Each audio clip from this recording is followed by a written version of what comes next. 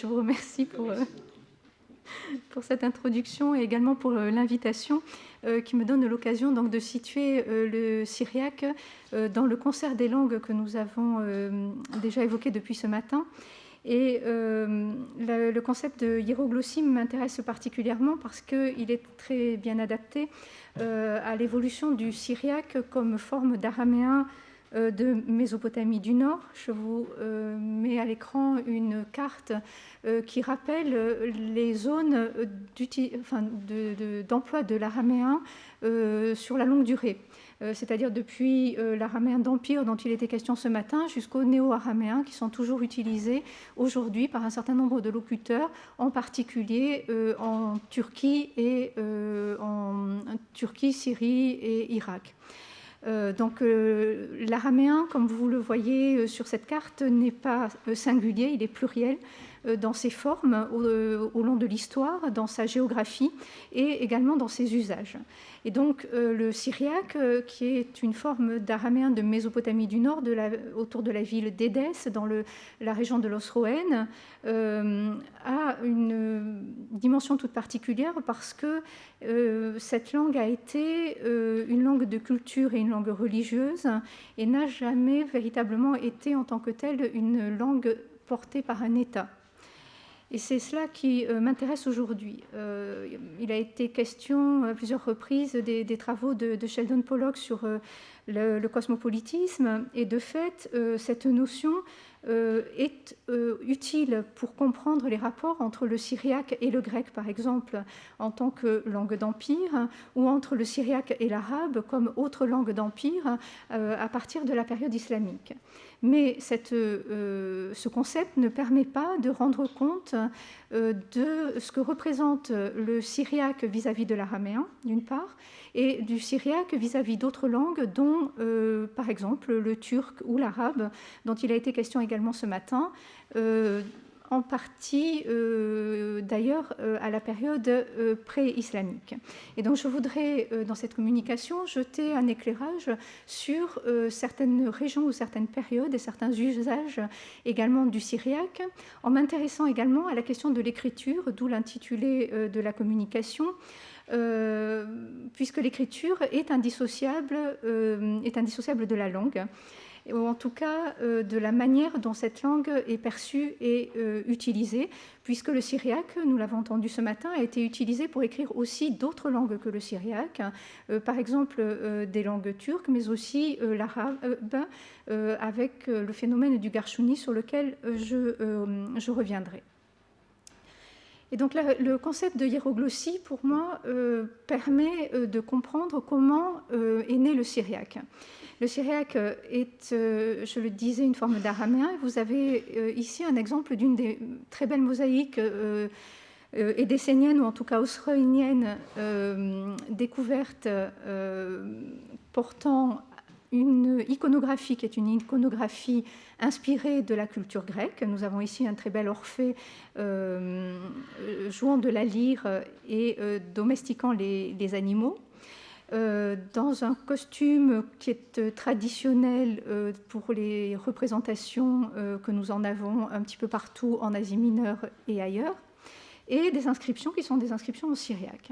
Cette mosaïque est datée dans le cartouche que vous avez à gauche de l'image, à gauche de la mosaïque, elle est datée de l'année 194. Donc nous sommes là dans un monde qui est un monde romain. Édesse vient d'entrer sous la domination de l'Empire romain. Et donc dans un milieu, vous le voyez, très multiculturel, c'est-à-dire un monde à la fois de culture grecque, très hellénisé, un monde politiquement romain, mais un monde également où l'on utilise des formes d'araméen local, à côté, et bien évidemment, du grec.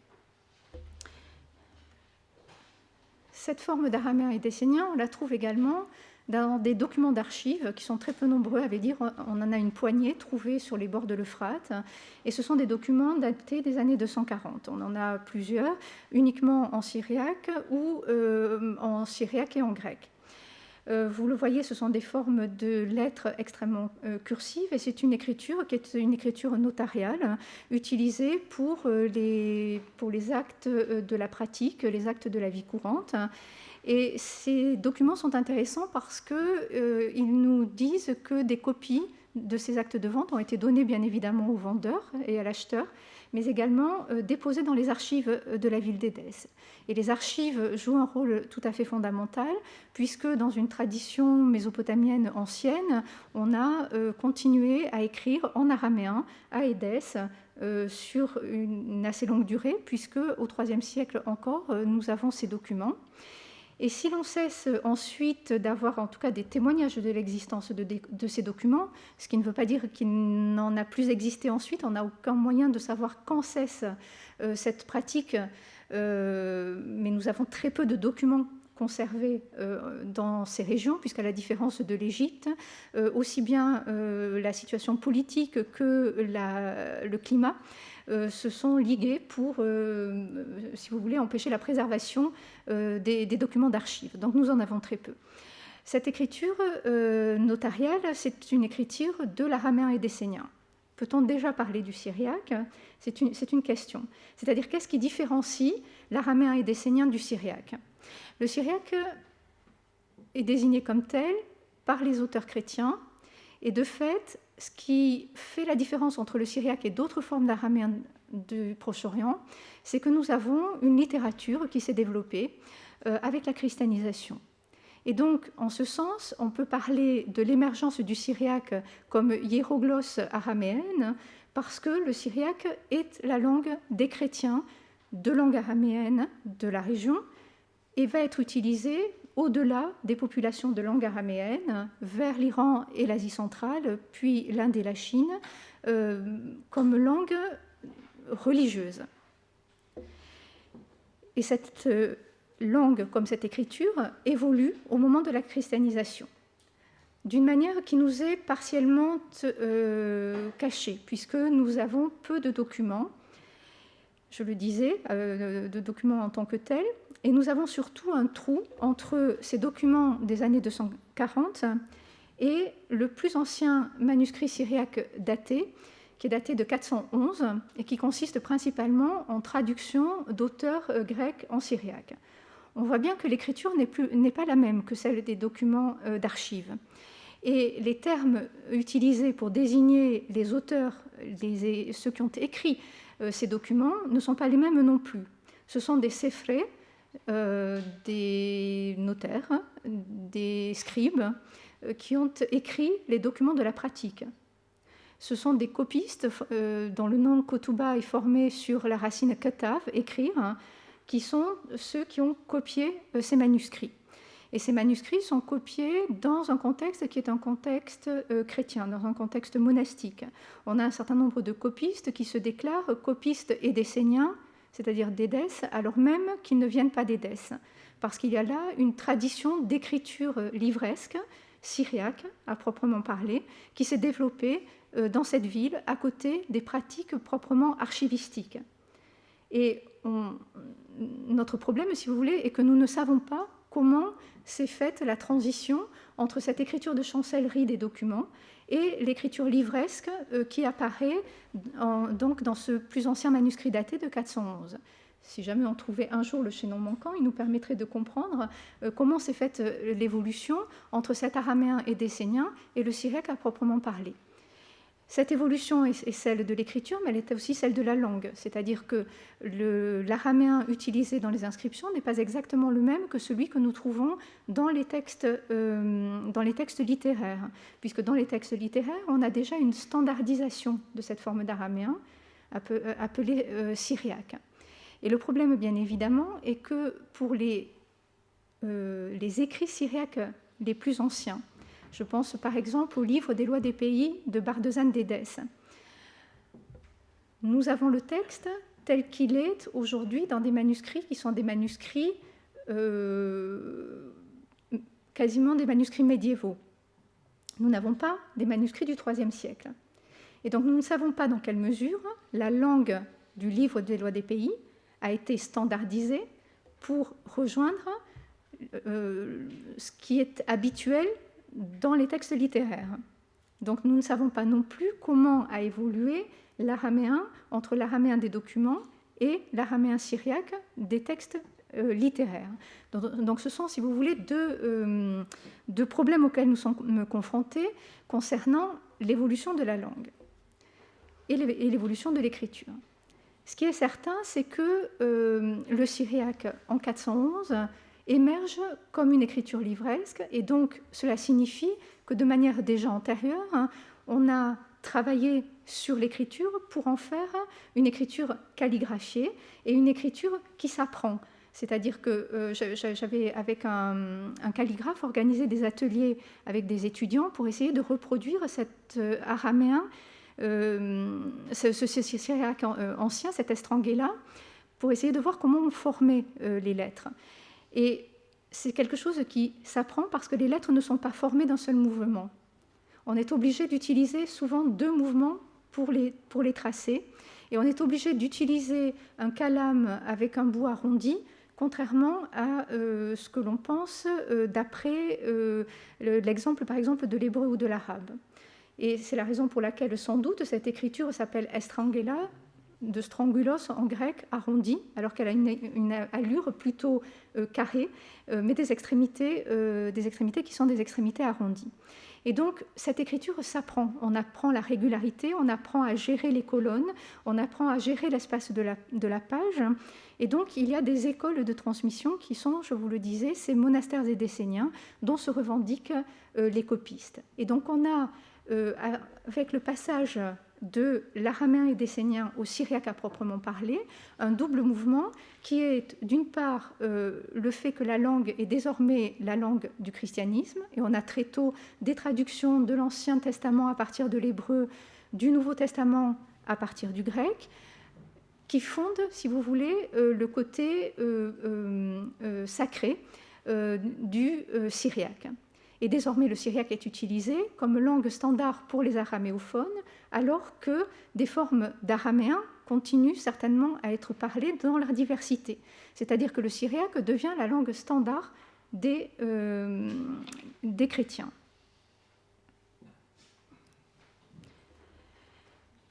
Qu'est-ce que cela a comme conséquence sur les langues connexes ? Je laisse de côté ici le grec. Et je voudrais regarder avec vous une lettre écrite par un auteur syriaque qui s'appelle Philoxène de Maboug, mort en 523, qui écrit au stratélate d'Al-Khira, Abou Yafour, et non pas Yafour, qui est donc un personnage important d'une oasis où les tribus arabes sont, certaines d'entre elles christianisées, appartiennent ou bien à l'Église de l'Est, l'Église dite souvent nestorienne, mais appartiennent aussi, pour certaines d'entre elles, à l'Église syriaque orthodoxe. Donc il faut penser, lorsqu'on pense au syriaque, non seulement à l'usage de la langue, mais aussi aux appartenances ecclésiastiques, puisqu'à partir du 5e siècle, les églises se divisent, se séparent de l'Église byzantine et constituent des entités qui vont se constituer progressivement avec leur propre hiérarchie, leur propre patriarche, mais également leurs propres évêques, prêtres, moines, et donc réseau de sociabilité et réseau également savant. Donc Philoxène de Maboug, qui appartient à l'Église syriaque orthodoxe, écrit à ce stratélate. Et il lui parle de l'hérésie, selon lui, de l'hérésie nestorienne, c'est-à-dire ce qu'il considère comme l'hérésie de l'Église de l'Est, donc l'Église qui s'est développée dans l'Empire perse, en Iran. Et il lui parle également des pratiques des tribus turques à son époque.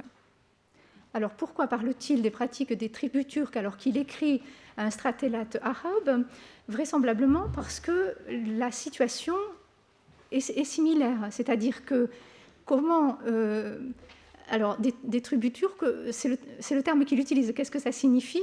Ça, c'est une autre question. Mais ce qui est intéressant, c'est qu'il s'adresse à des tribus arabes, et donc il évoque un autre exemple pour savoir comment concrètement on fait pour célébrer quand on vit sous la tente, quand on est dans des régions où on n'a pas de pain et de vin. Et il évoque également la question de la langue. Et il explique que ces tribus, donc vous le voyez à l'écran, aiment célébrer les souvenirs des saints et des martyrs. Comme écriture, ils n'apprennent et n'acceptent que la nôtre. Et c'est avec cette écriture, celle de nous autres Syriens, c'est sourioyer le terme qui est utilisé, qu'ils écrivent et lisent les Écritures, l'Ancien et le Nouveau Testament, et les docteurs orthodoxes. Donc cela signifie que les Écritures et les pères de l'Église sont lus en syriaque. Ils traduisent dans leurs assemblées les Écritures en leur langue turque, mais ils ne consentent en aucune façon de changer en langue turque le vénérable nom de notre Seigneur Jésus, Dieu, et celui de Marie, la Mère de Dieu. Ils les lisent tels quels en notre langue syriaque. Donc ce passage semble faire référence à un phénomène de Targum, c'est-à-dire qu'on a une liturgie qui se fait en syriaque et une traduction dans les assemblées, donc une traduction orale en langue locale. Il continue, quant au reste des mots et des noms propres, ils les traduisent en langue turque afin que toute leur assemblée comprenne ce qu'ils lisent et proclament. Donc, quoi qu'il en soit, j'allais dire, du contexte de ce texte, puisqu'il est... Philoxène, évidemment, ne donne pas d'informations plus importantes que cela sur ces tribus. Il dit bien qu'elles ont été converties par l'Église de l'Est et non pas par l'Église syriaque orthodoxe. Et il écrit lui-même un stratélate qui se trouve dans un contexte où l'Église de l'Est est plus puissante, mieux répandue que l'Église syriaque orthodoxe. Donc là aussi, il y a une similarité, si vous voulez, entre l'exemple qu'il prend et la personne à laquelle il s'adresse. Il essaie donc de montrer qu'il est légitime de célébrer en syriaque et de traduire la liturgie dans une autre langue. Et en même temps, il n'encourage pas à la traduction dans une autre langue. Et peut-être a-t-on là un indice de la raison pour laquelle l'écriture arabe, dont on sait maintenant grâce aux travaux de Christian comme d'un certain nombre de collègues que cette écriture est apparue beaucoup plus tôt que ce que l'on pensait, avant la période islamique, sans doute dans les années 470. Pourquoi cette écriture, de fait, a été inventée, mais finalement n'a pas accédé à un usage général? Les tribus arabes, lorsqu'elles sont dans un contexte politique, soit à la cour byzantine, soit à la cour sassanide, vont sans doute communiquer dans les langues qui sont les langues de l'Empire. Et là, la notion de cosmopolis est importante et se superpose et est complétée par la notion de hiéroglossie. C'est-à-dire que ces tribus, dans le contexte des négociations dont elles sont souvent l'objet, puisque l'empereur byzantin et le roi sassanide discutent des conditions de ces tribus arabes, dans ce contexte-là, les langues d'usage, ce sont les langues d'empire, soit le grec, soit le moyen perse. Et nous avons dans les textes la mention de la présence de traducteurs. Nous savons que des documents étaient conservés en grec d'un côté, en moyen perse de l'autre. Ces tribus recevaient-elles une copie? Et si elles recevaient une copie, dans quelle langue? Mais en tout cas, elles n'étaient pas étrangères, si vous voulez, à l'usage d'autres langues, à l'écrit comme à l'oral. Et donc, on n'est pas du tout dans un contexte de tribus arabes à la période pré-islamique qui seraient illettrées. En tout cas, pour un certain nombre des membres de ces tribus, c'est-à-dire ceux qui sont impliqués dans ces négociations. Donc, d'un point de vue politique, la langue est soit le grec, soit le moyen perse, et donc l'arabe n'intervient pas comme une langue, évidemment, diplomatique. D'un point de vue religieux, ces tribus, lorsqu'elles sont converties au christianisme, vont utiliser le syriaque comme langue liturgique, mais comme on le voit ici également, comme langue de communication avec la hiérarchie. Des lettres sont échangées entre l'Arabie du Sud et la Syrie du Nord, comme cela a été montré pour l'exemple des martyrs de Najran notamment. Des lettres sont échangées et envoyées. Et cet exemple de Philoxène montre la même chose, c'est-à-dire qu'il envoie une lettre en syriaque à un stratélate un stratélate des tribus arabes. Donc le syriaque est utilisé par la hiérarchie ecclésiastique pour communiquer avec les populations converties au christianisme. Le stratélate connaissait-il le syriaque ou bien avait-il recours à des prêtres ou des moines qui faisaient la traduction? Bien évidemment, nous n'en avons pas la moindre idée puisque nous n'avons pas de mention à ce sujet. Mais ce qui est certain, c'est que cette lettre semble montrer qu'il n'y a pas un souci de traduire dans une autre langue que le syriaque, pour la raison qu'il s'agit de contrôler, de la part de la hiérarchie ecclésiastique, le contenu de la liturgie d'une part, mais également du message chrétien. C'est la raison pour laquelle on nous dit que le nom de Jésus et le nom de Marie ne sont pas traduits, mais sont repris du syriaque. On peut avoir des traductions de textes d'autres types, mais en tout cas pas la liturgie. Et pourquoi? Parce qu'on est dans un contexte de compétition entre les églises, et il s'agit bien évidemment de vérifier le dogme adopté par les membres de ces églises. Et la lettre de Philoxène est tout entière une controverse contre l'Église de l'Est et contre les doctrines de l'Église de l'Est, dans un contexte où cette Église était extrêmement puissante. Et c'est dans ce contexte-là qu'il écrit au stratélate.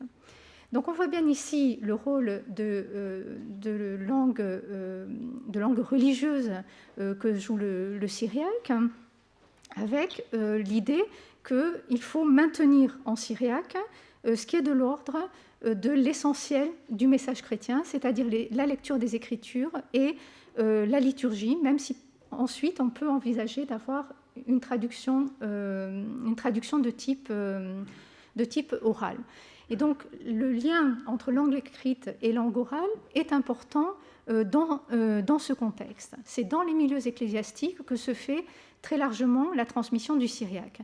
Le syriaque a été utilisé à Édesse, mais on sait que déjà à l'époque de Jacques d'Édesse, au 7e siècle, on nous dit que seuls les habitants d'Édesse parlent le syriaque correctement. Qu'est-ce que cela signifie? Ça signifie qu'en dehors d'Édesse, on parle sans doute d'autres dialectes araméens, pas nécessairement le syriaque, qui est devenu la langue standard, la langue de l'Église, et qui est standard parce qu'elle est transmise essentiellement dans les lieux d'enseignement de l'Église, c'est-à-dire dans les monastères et dans les écoles. Mais elle est transmise également de manière orale. J'ai écrit de manière un peu cryptique manuscrit et collets. Elle est transmise dans les manuscrits. Les collets, ce sont les tons sur lesquels on chante les textes liturgiques. Donc, on transmet dans les manuscrits des listes de collets, c'est-à-dire des listes de tons sur lesquels on chante, comme on dirait aujourd'hui, à chanter sur l'air 2 sur le pont d'Avignon. Et ici, tout le monde connaît sur le pont d'Avignon et peut chanter quelque chose sur le ton de sur le pont d'Avignon. Donc, ces listes de collets veulent dire quelque chose pour des gens qui ont été formés à l'apprentissage du chant de ces textes liturgiques. C'est-à-dire que l'enseignement est non seulement un enseignement écrit, mais surtout un enseignement oral, en particulier pour une langue sémitique où les voyelles ne sont pas écrites. Il est important de mettre en voix le texte. Et donc, l'apprentissage se fait entre ceux qui savent et les étudiants qui apprennent en chantant. Et ces étudiants peuvent être des hommes ou des femmes, puisque dans la tradition ancienne de des églises syriaques, il y a ce qu'on appelle les fils et les filles du pacte, c'est-à-dire non pas des moines et des moniales à proprement parler, mais des consacrés pour le service de l'Église, et qui donc étaient consacrés pour assurer la liturgie. Donc apprenez ces collets, apprenez les tons sur lesquels il fallait chanter la liturgie, et qui accessoirement pouvaient aussi avoir une connaissance écrites des textes qu'ils apprenaient par cœur et des chants qu'ils apprenaient par cœur. Dans le contexte de la mission vers l'Inde comme vers l'Asie centrale, on a traduit les textes qui étaient essentiels à la vie spirituelle, en particulier les psaumes. Nicolas Williams l'a déjà évoqué ce matin, mais également les cantiques. C'est-à-dire qu'en principe, la liturgie, toujours pour ces questions de contrôle dogmatique, reste en syriaque, mais on traduit ce qui est essentiel, et les psaumes le sont pour la formation des milieux ecclésiastiques. Je parlais du rôle des écoles. Les écoles sont très nombreuses dans l'Empire byzantin comme dans l'Empire perse et plus tard sous domination de l'islam. Elles sont attachées parfois à des monastères, mais ce sont aussi très souvent des écoles attachées à une église de village, et elles sont importantes justement pour former d'abord à la liturgie. Donc c'est dans un contexte très particulier que se transmet cette langue syriaque, et c'est la raison pour laquelle elle reste relativement standardisée, à côté de la pratique éventuelle d'araméens locaux qui n'accèdent pas, du moins dans les périodes anciennes, au statut de langue, ni de langue religieuse, bien évidemment, ni même de langue culturelle. Les langues culturelles majeures sont le grec, puis l'arabe. Et lorsque l'arabe s'impose, on assiste à un phénomène tout à fait particulier qui a déjà été évoqué ce matin pour le sogdien par exemple, c'est-à-dire à l'écriture en lettres syriaques de la langue arabe. C'est cela qu'on appelle le garchouni, mais on a écrit également l'arménien en lettres syriaques ou le sogdien en langue syriaque, donc on a d'autres phénomènes de ce type. Ce qui est important ici, ça n'est bien évidemment pas de cacher, mais au contraire de montrer que ces textes sont des textes chrétiens. Et pour le garchouni en particulier, puisque les textes sont en arabe, et donc l'idée est bien de montrer que l'arabe n'est pas seulement la langue de l'islam, qu'elle est aussi la langue des chrétiens, en la mettant par écrit avec des lettres syriaques. Et donc on voit là, si vous voulez, un rapport intéressant à l'égard des langues connexes, puisque le syriaque est la langue classique qui est utilisée par des gens qui par ailleurs vont parler d'autres formes d'araméen, et y compris les néo-araméens. Et d'autre part, le syriaque demeure comme signe de langue religieuse en servant à noter d'autres langues qu'elle-même. Je voudrais dire un mot aussi de la dimension symbolique de cette écriture et de cette langue. En citant un petit passage de Jacques d'Édesse, qui au 7e siècle, dans une lettre qu'il écrit sur l'orthographe, pour donner des directives orthographiques à un supérieur de monastère, pour qu'il répande ses instructions, afin que les copistes copient en faisant moins de fautes de syriaque. Et notamment dans la manière dont ils transcrivent les mots d'origine grecque et d'origine latine. Et Jacques d'Édesse crée un parallèle entre la création et les membres du corps, et d'autre part les lettres syriaques, puisqu'il dit que les lettres syriaques doivent comporter les points et les signes dont elles ont besoin, correctement placées, parce qu'il est aussi important que ces lettres soient bien tracées et que l'orthographe soit respectée, qu'il est important que les différents membres du corps soient harmonieusement disposés. Et pourquoi ? Parce que le corps est dû au Dieu créateur. Sous-entendu, l'écriture est aussi une manifestation de cette création, et donc doit être prise au sérieux autant que l'a été l'acte créateur du corps humain.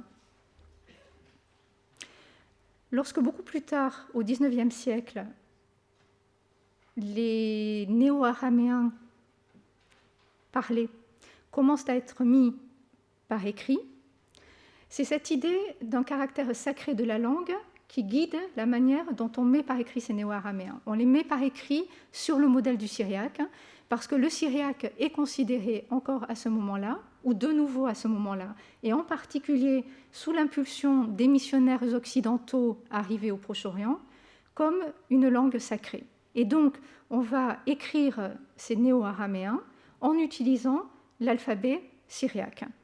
Alors que d'une certaine manière, la langue n'est peut-être pas plus proche que ne l'est l'araméen juif, par exemple. Mais l'idée est de dire, cet araméen, c'est de l'araméen chrétien, c'est similaire à l'araméen classique des chrétiens qu'est le syriaque, et donc on utilise les lettres syriaques pour le mettre par écrit, parce que les missionnaires étaient persuadés que le syriaque était la langue du Christ. Et là encore, c'est quelque chose d'intéressant, puisque le Christ, ou en tout cas les quelques paroles qui nous ont été conservées dans les évangiles, sont en araméen de Palestine, et non pas en syriaque, ont été intégrées comme telles dans les traductions en syriaque. Donc on a de l'araméen palestinien intégré dans l'araméen et essénien syriaque, sans que ces paroles aient été modifiées. On aurait pu imaginer, par exemple, qu'on transforme ces paroles dans la forme d'araméen et d'essénien. Non, on les a conservées telles quelles parce qu'elles étaient autres, parce qu'elles n'appartenaient pas à la même famille linguistique, mais aussi parce qu'elles n'appartenaient pas au même monde culturel.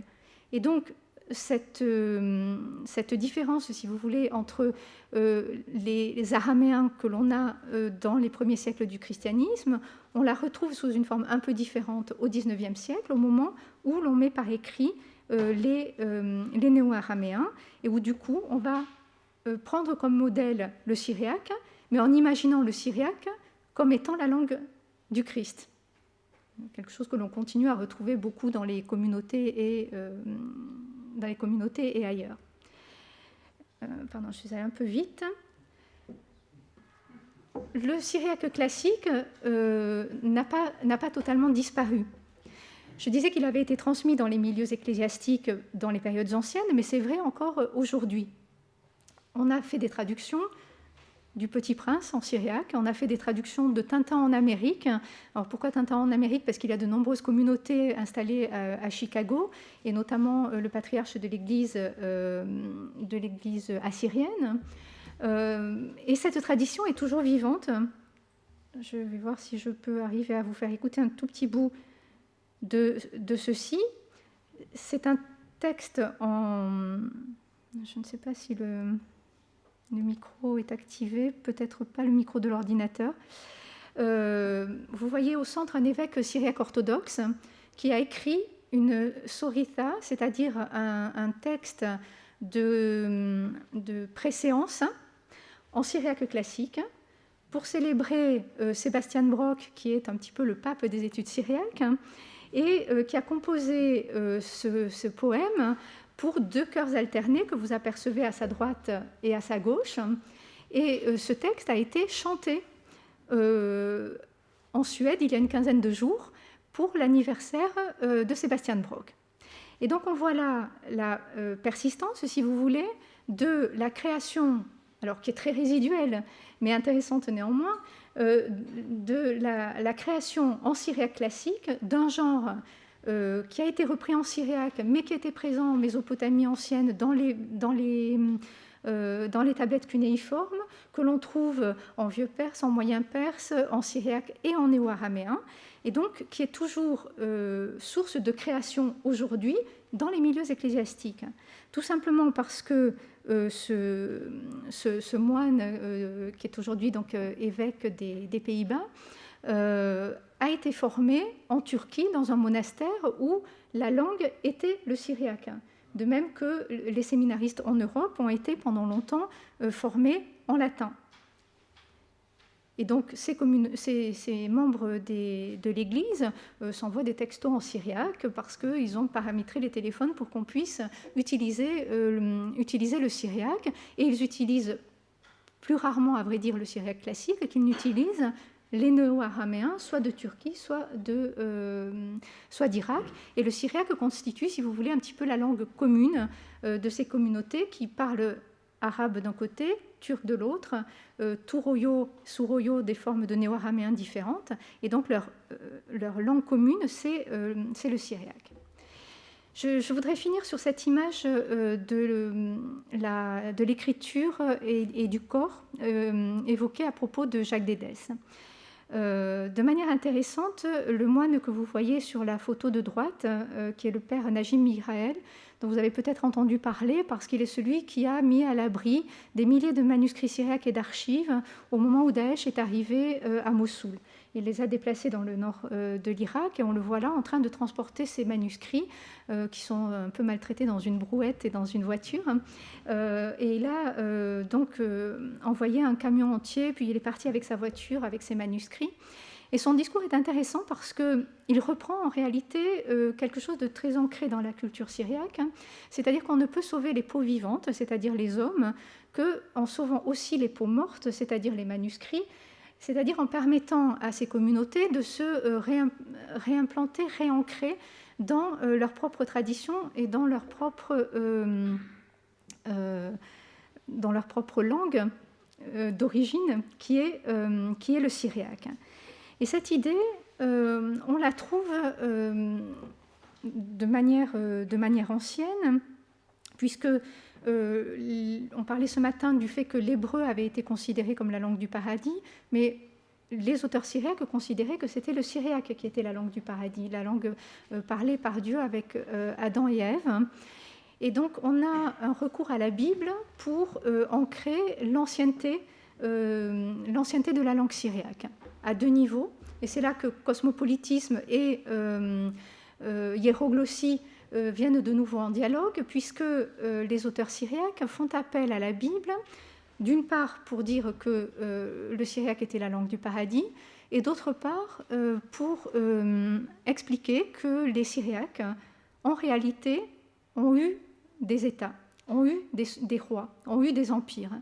Et ils font référence pour cela à l'épisode de Nabuchodonosor dont nous parlions ce matin, c'est-à-dire au fait que les rois assyriens ont utilisé le syriaque, ont utilisé en tout cas l'araméen, et que donc ces souverains sont les ancêtres des communautés syriaques, et que donc ces communautés ont eu aussi une histoire politique de manière ancienne, mais de manière intéressante, on va chercher cette légitimation politique, souvent d'ailleurs exprimée par des auteurs à la période islamique, c'est-à-dire au moment où les auteurs syriaques sont passés sous un nouveau régime politique et religieux. Donc ces auteurs vont chercher cette justification politique dans la Bible. Et donc c'est le texte sacré qui leur sert à légitimer l'existence, pour eux aussi, d'une royauté, puisque c'est la royauté qui légitime aussi la religion. C'est parce qu'on a des souverains qui ont adopté telle ou telle religion que cette religion est aussi, d'une certaine manière, alors sanctuarisée et légitimée.